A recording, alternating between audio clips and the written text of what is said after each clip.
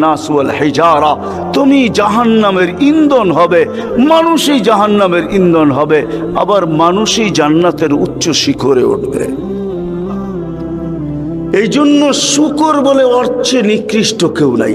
তো আব্দুল কাদের জিলানী পীরানে পীর, বড় পীর আব্দুল কাদের জিলানী রহমতুল্লাহ আলাইহিও বলেন যে অর্থে নিকৃষ্ট কেউ নাই।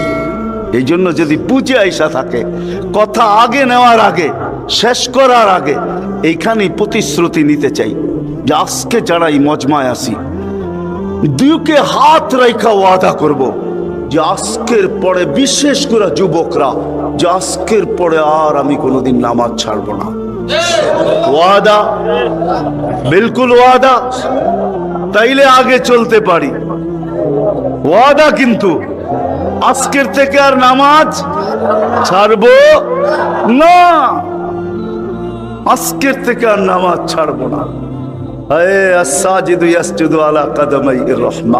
সেজদাকারী আল্লাহর কুদরতি।